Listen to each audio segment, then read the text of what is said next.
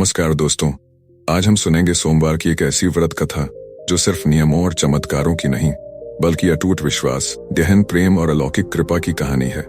यह गाथा हमें बताती है कि कैसे महादेव और माता पार्वती की दया से एक परिवार को खुशियों का अनमोल वरदान मिला। अगर आप चाहते हैं कि भगवान शिव की कृपा आप पर हमेशा बनी रहे तो इस वीडियो को लाइक कीजिए, चैनल द कहानी रूम को सब्सक्राइब कीजिए और कमेंट बॉक्स में अपनी एक सच्ची इच्छा जरूर लिखिए। साथ ही ओम नमः शिवाय कमेंट में जरूर लिखें ताकि यह मंत्र आपके जीवन में सकारात्मक ऊर्जा और दिव्यता भर दे। तो चलिए शुरू करते हैं। प्राचीन काल की बात है।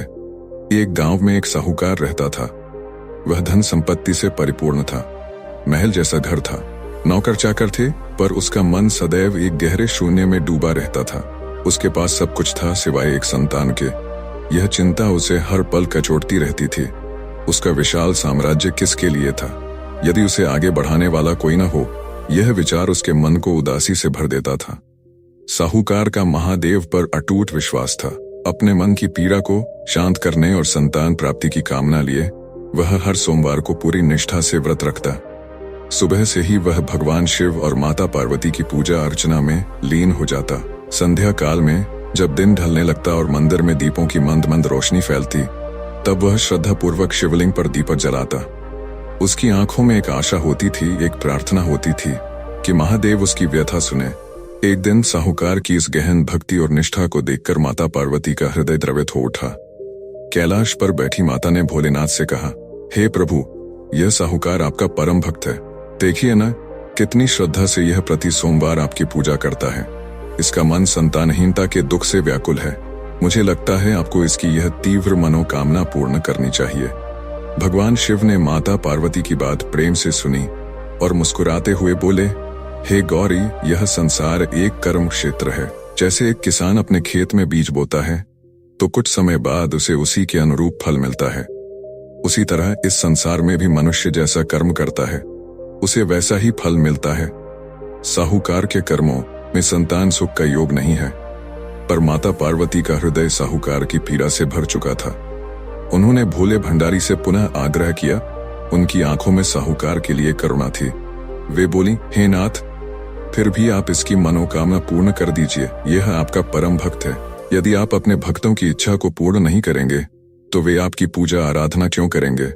उनके विश्वास का क्या होगा? माता पार्वती के निरंतर आग्रह और उनके हृदय की विशाल करुणा को देखकर महादेव का मन पिघल गया। उन्होंने गहन विचार किया और बोले, हे पार्वती, यह साहूकार बहुत धनवान है, पर इसके कोई पुत्र नहीं है, इसलिए यह सदैव चिंतित रहता है। इसके भाग्य में संतान योग नहीं है, यह सत्य है। परंतु तुम्हारे आग्रह करने पर मैं इसे पुत्र प्राप्ति का वरदान तो दे देता हूँ, किंतु इसका जो पुत्र होगा वह केवल 12 वर्षों तक ही जीवित रहेगा। यही उसकी नियति है। उसी रात माता पार्वती ने साहूकार को स्वप्न में दर्शन दिए।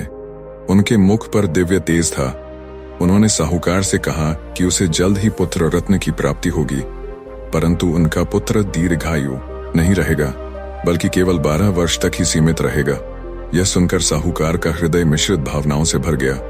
एक ओर पुत्र प्राप्ति की आशा ने उसके मन को आनंदित कर दिया, वहीं पुत्र की अल्पायु की बात सुनकर उसका हृदय भारी हो गया। यह जानकर भी कि उसके पुत्र का जीवन काल सीमित है, साहूकार ने अपनी पूजा अर्चना जारी रखी। उसका विश्वास था कि जिसने वरदान दिया है वही मार्ग भी दिखाएगा। कुछ ही दिनों बाद साहूकार की पत्नी गर्भवती हो गई और उसने एक सुंदर स्वस्थ बालक को जन्म दिया। बालक के जन्म से पूरे घर में हर्षोल्लास का माहौल था। ढोल नगाड़े बज रहे थे, मिठाइयां बांटी जा रही थी, पर साहूकार के मन में एक अदृश्य उदासी छाई हुई थी। उसे पता था कि उसके बालक का जीवन केवल 12 वर्ष का है। यह बात उसने किसी को नहीं बताई थी। इस सत्य का बोझ वह अकेला ही ढो रहा था। जब बालक 11 वर्ष का हुआ तो साहूकार की पत्नी ने कहा कि अब उसका यज्ञोपवीत संस्कार करवा देना चाहिए। साहूकार ने हाँ कर दी, पर उसके मन में भय व्याप्त था। उसने इस संस्कार के बाद बालक को शिक्षा ग्रहण करने के लिए काशी भेजने का निश्चय किया। उसने बालक के 2 मामाओं को बुलाया, उन्हें ढेर सारा धन दिया और आदेश दिया कि वे बालक को साथ लेकर काशी जाएं। साहूकार ने उनसे यह भी कहा कि काशी जाते समय वे रास्ते में जगह जगह यज्ञ करते जाएं और ब्राह्मणों को भोजन कराते हुए ही आगे बढ़ें। उसकी आशा थी कि शायद इन शुभ कर्मों से बालक की आयु बढ़ जाए। दोनों मामा भांजे ने ऐसा ही किया। वे काशी के लिए निकल पड़े और रास्ते भर यज्ञ हवन करते और ब्राह्मणों को भोजन कराते रहे। जब वे एक नगर से गुजर रहे थे तो वहां के राजा अपनी पुत्री का विवाह एक राजकुमार से करवा रहे थे, लेकिन वह राजकुमार काना था, उसकी एक आंख खराब थी। दूल्हे का पिता इस बात से अत्यंत चिंतित था कि यदि दुल्हन पक्ष को यह पता चल गया तो राजकुमारी विवाह के लिए मना कर देगी। तभी उसकी नजर साहूकार के सुंदर और तेजस्वी पुत्र पर पड़ी। उसने सोचा कि मैं अपने बालक के स्थान पर तोरण के वक्त इस बालक को बिठा दूंगा और दुल्हन के पक्ष वालों को पता भी नहीं चलेगा। दूल्हे के पिता ने साहूकार के पुत्र को अपनी समस्या बताई और उससे सहायता मांगी। साहूकार का पुत्र नेक दिल था, वह मान गया। इस तरह साहूकार के पुत्र ने दूल्हे के कपड़े पहने और घोड़े पर चढ़कर तोरण की रस्म पूरी की। तोरण के बाद जब फेरों की बारी आई तो दूल्हे के पिता ने साहूकार के पुत्र से अनुरोध किया कि वह दुल्हन के साथ फेरे ले ले।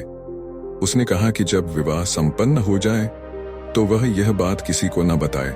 मामा भी इस बात पर सहमत हो गए और विवाह समारोह निपट गया। शादी संपन्न होने के बाद मामा भांजा काशी के लिए प्रस्थान कर गए, परंतु साहूकार के पुत्र ने दुल्हन के कपड़ों के पल्लू पर लिख दिया, तुम्हारी शादी मुझसे हुई है, परंतु जिसके साथ तुम फेरों के बाद बैठी हो वह एक आंख वाला आदमी है। मैं काशी में शिक्षा ग्रहण करने जा रहा हूँ। जब राजकुमारी ने यह पढ़ा तो वह स्तब्ध रह गई। उसने राजकुमार के साथ जाने से इनकार कर दिया और अपने पिता से कहा, यह मेरा पति नहीं है, मेरा पति तो शिक्षा ग्रहण करने काशी गया है। जब पूरे राज्य में यह बात फैल गई तो मजबूरी में दूल्हे के पिता को सारी बात बतानी पड़ी। दुल्हन के पिता ने भी अपनी बेटी को भेजने से इनकार कर दिया।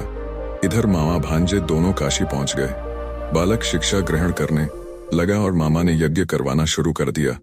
जब साहूकार का पुत्र ठीक 12 साल का हुआ तो एक दिन उसने अपने मामा से कहा कि उसकी तबीयत ठीक नहीं है और वह अंदर सोने जा रहा है। साहूकार का पुत्र अंदर सोने गया और वहीं उसकी मृत्यु हो गई। कुछ देर बाद जब मामा अंदर पहुंचे तो उन्होंने अपने भांजे को मृत देखकर उनका हृदय फट पड़ा। वे गहरे दुख में डूब गए, परंतु वे रो नहीं सकते थे क्योंकि उनका यज्ञ अभी अधूरा था। यदि वे रोते तो उनका यज्ञ बाधित हो जाता। उन्होंने अपने आंसुओं को रोका, बाहर जाकर यज्ञ पूरा किया और ब्राह्मणों को भोजन कराया। सारा कार्य संपन्न होने के बाद मामा अपने मृत भांजे के पास लौटे और फूट फूट कर रोने लगे। उनकी चीखों से वातावरण भर गया। उसी वक्त उसी मार्ग से महादेव और माता पार्वती गुजर रहे थे। माता पार्वती ने किसी के रोने की करुण आवाज सुनी तो उन्होंने शिव जी से कहा, प्रभु, कोई मनुष्य अत्यंत दुख में रो रहा है, कृपया उसके दुखों को दूर कर दीजिए। महादेव और माता पार्वती मामा के पास गए। जब माता पार्वती ने मृत बालक को देखा तो वे हैरान रह गईं, क्योंकि वह भगवान शिव के आशीर्वाद से साहूकार का वही पुत्र था जिसे केवल 12 वर्ष का जीवन मिला था। माता पार्वती का हृदय करुणा से भर उठा। उन्होंने शिव जी से कहा, प्रभु, यह तो साहूकार का वही पुत्र है जिसे आपने केवल 12 वर्ष का जीवन दिया था। इस बालक को जीवन दान दे दीजिए, वरना इसके माता पिता जीते जी मर जाएंगे। उनका जीवन इनके बिना व्यर्थ हो जाएगा। माता पार्वती के बार बार आग्रह करने पर शिव जी ने उनकी बात मान ली।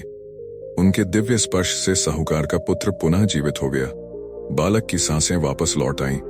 उसकी आंखों में जीवन की चमक लौट आई। मामा की खुशी का ठिकाना न रहा।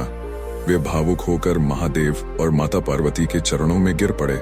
साहूकार का पुत्र जीवित हो गया और मामा भांजे अपने घर की ओर प्रस्थान के लिए चल दिए। रास्ते में साहूकार का पुत्र उसी शहर से गुजरा जहां उसका विवाह हुआ था। दुल्हन के पिता ने बालक को पहचान लिया।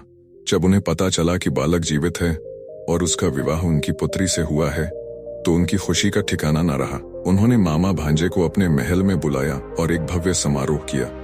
दुल्हन के पिता ने अपनी पुत्री को साहूकार के पुत्र के साथ खुशी खुशी विदा किया।